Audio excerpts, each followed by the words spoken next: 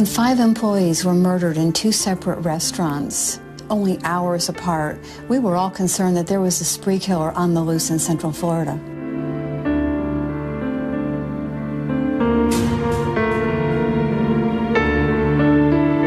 But when we took a closer look at the actual crime scene, we realized that there were as many differences as there were similarities. The question was, could we interpret the clues in time to catch the killer before he struck again?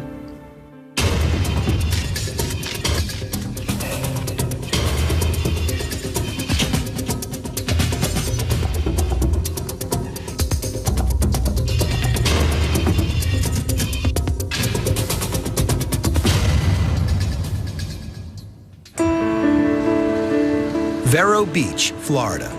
A sleepy town of retirees on the Treasure Coast. But when residents wake up this balmy spring morning, it's to breaking news.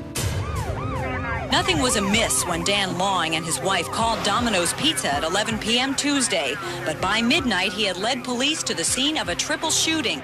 I ran up to the door, and I opened the door and said, "Hello," and no one said anything. So I yelled about 3 more times, and there's just no answer. Police find the bodies of the restaurant's 3 employees at the back of the store. Detective Don Dappin suddenly finds himself in the middle of a gruesome triple homicide investigation. Well, when you first walk in the front door, you actually wouldn't see the victims. There's a front counter area and then some pizza ovens and areas where they took orders over the phone. You wouldn't actually observe the victims until you moved towards the rear of the store and actually went around a small corner. Then you could see the bathroom area where the victims were actually positioned when the officers arrived. The 3 victims have all been shot in the head with a .38 caliber bullet. One of them, a female, has been sexually assaulted. Residents of the tranquil seaside town are stunned, and things are about to get worse. 6 hours later, and about 45 minutes away in neighboring Okeechobee County, an early morning regular arrives for breakfast at Danny's Country Cafe. He takes one look inside and runs straight to the gas station next door to call the police. Okeechobee County Sheriff's Detective George Suttle responds to the scene. There were 2 victims, 1 male, 1 female. Both victims were lying on the floor, massive lacerations to the throat areas, bound both hands and feet. Cafe owner Danny Hill and a waitress, Teresa Jones, have been murdered. There was no indication of struggle. There was no indication of robbery. At the scene, we were unable to determine a clear motive. 5 people have been murdered inside 2 different restaurants in the space of just a few hours. This quiet corner of Central Florida has rarely seen anything like it. And it's not over yet. Investigators find a burned-out car on State Road 60, only a few miles away from the 2 murder scenes. Could the fire have been set on purpose? And if so, what was the perpetrator trying to hide? It was pretty obvious that an accelerant had been used because of the intense heat that had melted portions of the vehicle itself. Somebody was trying to destroy something or keep somebody from finding out something. Could that something be evidence of murder? Investigators now fear they have a spree killer heading west, and there's no telling where he'll strike next. With the hours ticking by and no clear leads, local investigators decide they need some additional expertise. When the profilers were invited to the task force meeting, some of the things we were asked to do was to look at the evidence at the crime scenes and determine whether or not we thought the cases were related and whether or not the killer may be a serial or a spree killer. A serial killer is an individual who generally targets the victims. There's a period of time where there's a selection process that's ongoing. Spree killer will go on a crime spree, essentially, and commit crimes or homicides without having a cooling off period in between the cases. As if it was a spree killer, then there's more urgency because the killer is going to strike sooner. In Central Florida, 5 people had been murdered in 2 different restaurants, all in the space of just a few hours. And the only clue so far is a burned-out car on the side of the road. In the race for answers, FBI-trained criminal profiler Dale Hinman starts at the beginning. She meets with Detective Dappin to reconstruct the first crime. This is the kitchen area where they were first approached by the suspects. They were taken back there into the bathroom area where 2 males and a female were shot. And the motive? The most obvious possibility to consider: money. Was there any indication that a robbery occurred here? Yes, we looked in a small office area. We found a desk that had been rifled through along with a safe. There was change on the floor and some money wrappers, which indicated that somebody had rifled through there. But what kind of robber would also commit this type of murder? Basically, the appearance of the victims, it appears it's an execution-style murder. Well, from examining the bullet holes, it looks like they were close contact wounds. Some were even contact wounds. And it appears that they were very close to the victims when they pulled the trigger. Agent Hinman has seen this type of crime before. Cold, calculating, deadly. This appears to be a robbery-motivated, very impersonal crime. Whoever committed this crime was an experienced robber who knows the value of not leaving a living witness behind to identify him. Hinman suggests they look for an experienced criminal, starting with people recently out of prison. Then she turns her attention to the second crime scene, just 45 miles away. Will it point to the same kind of killer? At the cafe, Okeechobee Sheriff's Detective George Suttle walks Agent Hinman through the details of the scene. The 2 bodies were laying right about here, a few feet separated them. The female was face down. The male was face up. Both were bound, both hands and feet. There was an extra set of rope. The placement of the extra rope intrigues investigators. Could it be a clue to the killer's identity? We had difficulties in the manner in which the rope was laying on the floor, so we sent those to experts thinking it could be some type of cult, something of that nature. The extra rope remains a mystery, but the facts of the case are simple. The killer entered the restaurant before it opened, bound both victims, and stabbed them to death. The tricky part is figuring out why. This crime appears to be a very personal crime with targeted victims. The individual came here. He could have killed either of these victims separately. If he had just arrived a little bit earlier, he could have gotten Danny by himself. Or if he had waited in the parking lot, he could have confronted Teresa as she was getting out of her car.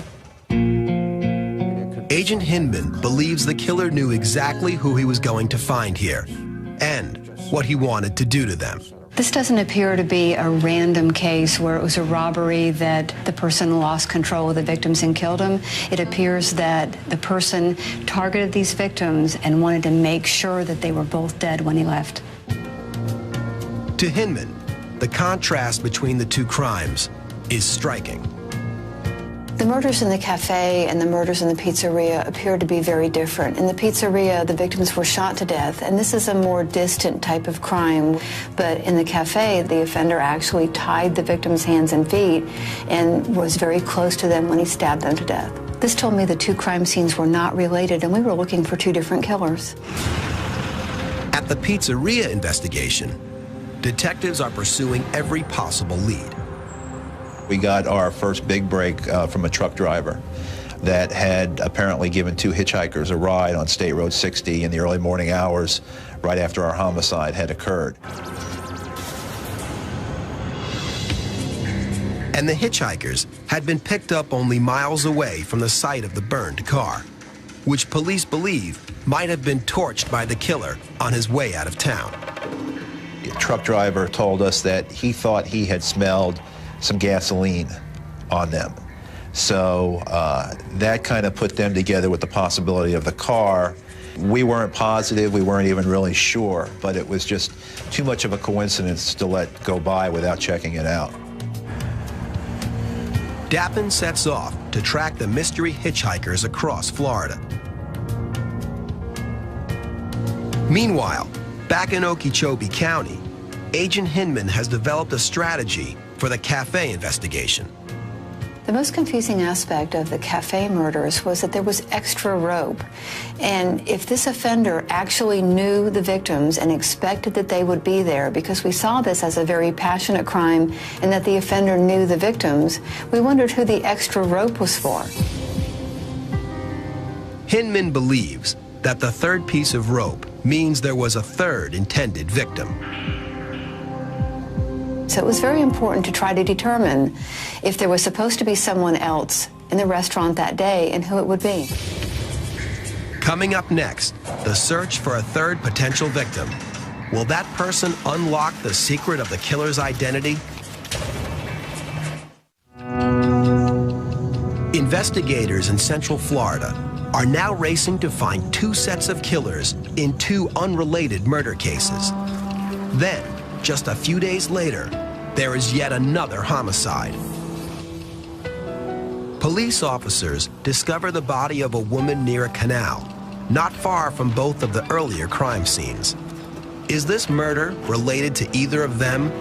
And if so, will it provide a link to one of the killers investigators are searching for? Agent Hinman wants to see the most recent crime scene for herself. Dale, I was the first responder on scene out here. And upon my arrival, I saw what appeared to be a white female face down in the canal on the other side of the road here on State Road 60.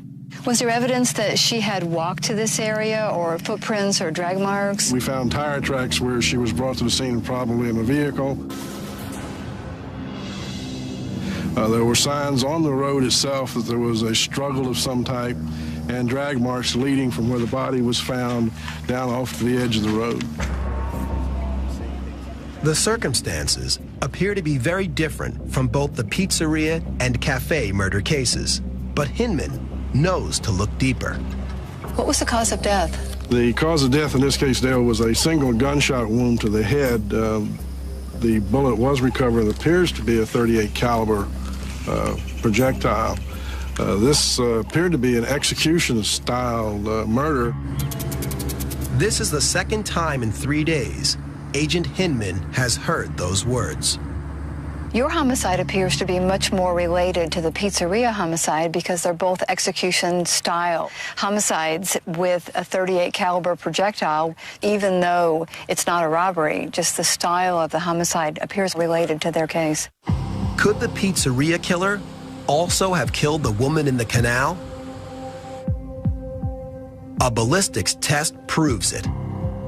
This crime was committed by the same perpetrator that murdered the 3 pizzeria employees. And detectives may be one step closer to catching that killer, or killers. For nearly a week now, Dappin has been tracking the 2 mysterious hitchhikers west across Florida. All they found so far are a string of vacated motel rooms and false names. But investigators are making headway in another area. The truck driver who told us he had given 2 individuals a ride across the state came to the police department and gave us a composite of the 2 individuals. Detectives get their first glimpse of the suspects they're tracking. They still don't have names, but the profile that's emerging helps narrow the field. The profilers felt that the individual who committed this robbery homicide was criminally sophisticated or experienced, so this was probably a person who had been released from prison or had escaped from prison. Since hundreds of former prisoners bear some resemblance to the composite drawings, detectives need another link. And they find one. We also got information from the truck driver that one of them had a southern accent. So we put out a request to all the southern states for records from their prisons on anybody that had been recently released or possibly escaped from prison within the last month or two. And sure enough, 2 escapees from a North Carolina prison matched the composite drawings. Tommy Wyatt and Michael Lovett are now the investigators' prime suspects. But detectives have lost their trail. The mysterious hitchhikers could be anywhere. Meanwhile, investigators working on the Cafe Double homicide think they may have found the person Agent Hinman suggested they look for, the third intended victim. Tricia Miller was a roommate of the victim, Teresa Jones. She was to be at work the day that the homicide occurred. Patricia Miller was a newly hired waitress at the cafe, and detectives soon learned that her ex-husband, Jeffrey Miller, had accused her of having affairs with both of her co-workers. He'd also threatened to kill her. Patricia Miller had contacted her husband, or her separated husband, a few days prior to the homicide. She had informed him that she was indeed going to go to work at the restaurant on the 18th of March. Circumstances had arose that she was not going that date, but at a later time, but she never relayed that information to Mr. Miller. Could Miller have gone to the cafe that morning, intending to kill his ex-wife and her 2 co-workers? Detectives want to find out. But when they arrive at his house, Miller has disappeared. When body of evidence returns, 3 suspected killers on the loose, but investigators can't find any of them. Florida investigators are now chasing 3 killers on the run. And detectives believe that hitchhikers Tommy Wyatt and Michael Lovett are responsible for the murders of the pizzeria employees and the woman in the canal. They are exactly the type of perpetrators profiler Dale Hinman expected to find. The men matched our profile. We thought that they would have a criminal past, and they were prison escapees. They were on the run, so they needed money, and they knew not to leave witnesses alive that could testify against them. Then, during a routine traffic stop, detectives searching for the hitchhikers get a break. When he pulled the vehicle over, a white male suspect jumped out of it and took off running into the woods. He then ran the plates to find out who they were registered to, and it came back that the vehicle was stolen, and Wyatt was listed as a suspect. Officers descend on the scene and begin to comb the area. If the man hiding in the woods is Tommy Wyatt, this is the closest detectives have ever been to catching their killer. After 2 hours of searching, it's all over. Wyatt finally appeared, came out of the woods, and he just looked like he had had enough, I guess, and surrendered. But where is his partner, Michael Lovett? A week later, police get their answer. Lovett checked into a motel where the desk clerk, who apparently also worked at a radio station, had seen and heard about the incident and recognized Lovett as being one of the suspects and staying in the motel. So he called local authorities. Lovett is also arrested and charged with multiple counts of first-degree murder. And finally, police locate the suspect in the cafe murders. Jeffrey Miller, the husband of the intended third victim, is in a Louisiana jail after being arrested on an unrelated charge. Investigators devise a plan to find out what he knows about the cafe murders. Offenders often brag about their crimes when they're in jail or in prison, so investigators very often put snitches into a jail cell to see if an offender will talk or brag about their crimes. The plan works. The snitch reports that Miller said he killed 2 people in Florida and got away with it. Miller is indicted by a grand jury. But the trial is a different story. Much of the evidence against Miller is circumstantial, and the jury doesn't seem to believe the snitch's testimony. To the dismay of the police, Miller is acquitted of the crime. However, at the trial of the pizzeria and canal murders, the prosecution's case is much stronger. DNA evidence clinches the verdict. Michael Lovett is sentenced to life in prison. Tommy Wyatt receives the death sentence. One of the more valuable things that a profiler can do to help an investigation is to be able to tell when things are related and when they're not. When we're able to do this, when our experience and our insights help get a case solved faster, this can in some small way help to bring closure to the victims' families, and just maybe it can help prevent the loss of even more lives. All of this is what's important to me.